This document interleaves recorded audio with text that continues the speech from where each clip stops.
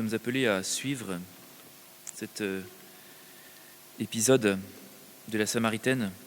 Nous sommes appelés à vivre cette transformation incroyable.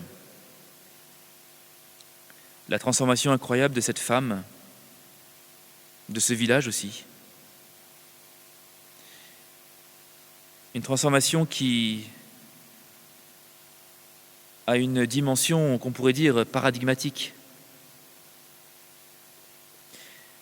Et d'ailleurs, le lien avec la première lecture nous le montre, avec toutes ces images qui résonnent. Cette image d'un désert où il fait chaud et où on a soif, tout comme c'est la 6e heure et environ midi quand la Samaritaine rencontre Jésus. Cette soif qui fait que on devient amer, on récrimine. Cette soif qui fait que on en va presque jusqu'à tuer Moïse. On a envie de tuer Moïse. Et on est en colère contre Dieu parce qu'il nous a amenés dans ce désert.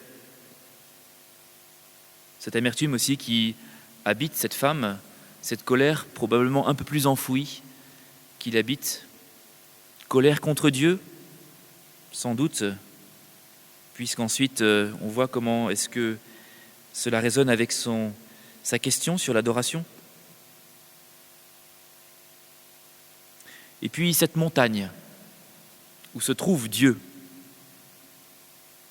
Faut-il adorer sur cette montagne ou sur l'autre montagne ? Comment adorer ? Où est Dieu ?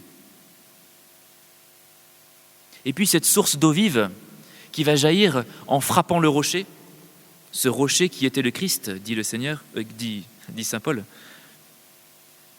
Ce rocher d'où jaillit l'eau vive, ce qui devient en toi source jaillissante en vie éternelle. Cette eau que moi je te donnerai. C'est bien l'eau que donne le Christ. Oui, comment est-ce que tout cela résonne en nous ? Comment est-ce que tout cela provoque ces sources d'eau vive en nous qui jaillissent dans tous les sens, et en particulier au plus profond de notre cœur ? Parce que nous avons rencontré le Christ, parce que nous rencontrons aujourd'hui, maintenant, le Christ. Comment est-ce que cette femme, fermée sur elle-même, devient-elle tellement ouverte aux autres ? Cette femme si lourde dans son pas, en arrivant sous la chaleur de midi avec sa cruche, repart sans sa cruche, toute légère.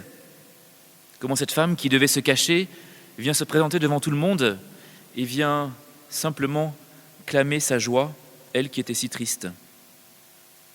Elle qui était dans le dégoût et dans la solitude devient presque le centre de ce village et elle devient toute joyeuse, a repris goût à la vie.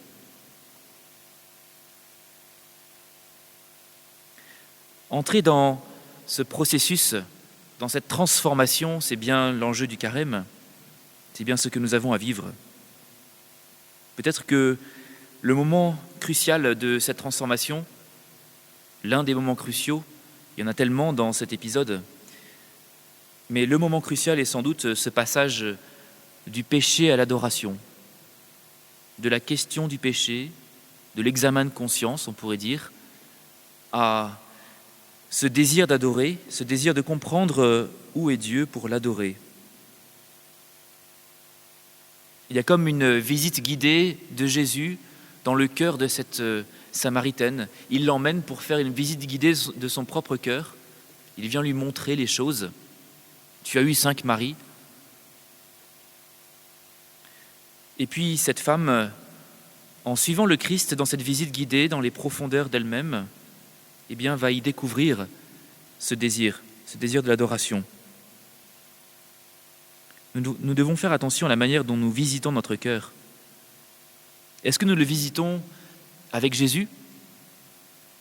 Est-ce que nous le laissons nous guider dans cette visite ? Ou est-ce que nous le visitons avec notre regard inquisiteur, je sais plus, oui. Notre regard d'inquisiteur, moralisateur, idéaliste, qui vient juger si notre cœur a bien atteint le niveau que nous lui avons asséné au début de la journée. Est-ce qu'à la fin de la journée, il a bien acquis le bon niveau? Ou bien est-ce que nous laissons Jésus progressivement nous conduire jusqu'à la source, jusqu'à ce qu'il y a de plus profond, ce qu'il y a derrière nos péchés? Il y a deux sources du péché. Il y a l'orgueil, le refus de Dieu. Et contre ce péché-là, eh bien, Dieu même ne peut rien.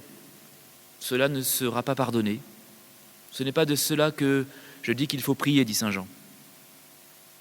Mais il y a aussi cet autre péché qui vient de ce manque profond qui est en nous et qui est la mauvaise réponse au désir.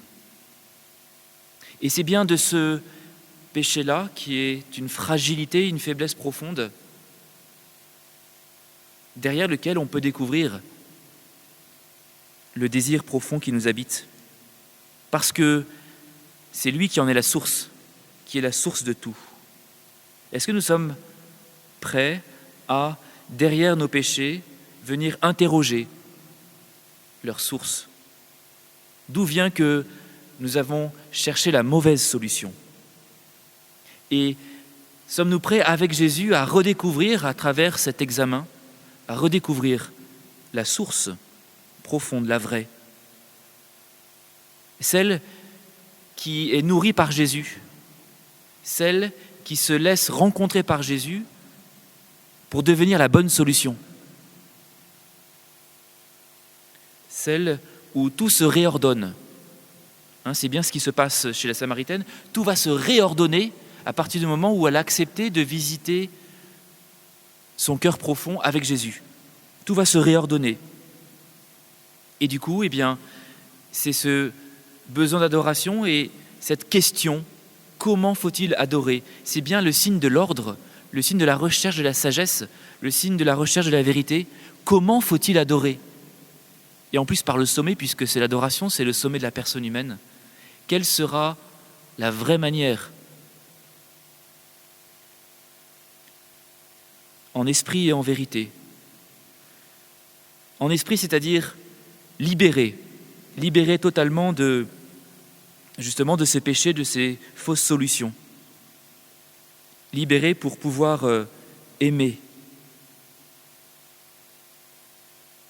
Libéré pour que ce désir puisse s'exprimer dans toute sa profondeur, dans tout son jaillissement. Libéré pour que l'Esprit Saint puisse communier avec nous, pour que nous puissions communier avec l'Esprit Saint. Et en vérité, c'est-à-dire dans la réalité de ce que nous sommes, néant, mais en même temps habité par ce désir et rejoint par le Christ. En vérité, c'est-à-dire dans la vérité du Christ, dans la vérité de notre nature, dans la vérité de notre situation de créature qui n'est que néant réellement, mais qui en même temps peut être divinisée par le Christ, dans le Christ, avec lui. C'est bien par l'Esprit Saint, avec le Christ, que nous pouvons rejoindre le Père et l'adorer. Laissons-nous rencontrer par le Christ. Cette rencontre, elle commence par Jésus assis au pied du puits, en train de mendier. Et elle se termine par cette reconnaissance. Tu es le Christ, il est le Christ, où Jésus qui dit « Je le suis, moi qui te parle », cette présence qui appelle le consentement. C'est bien l'Eucharistie qui nous permet cela. Jésus qui vient se faire mendiant, Jésus qui vient nous rencontrer et à qui nous pouvons dans la foi consentir pour recevoir sa présence.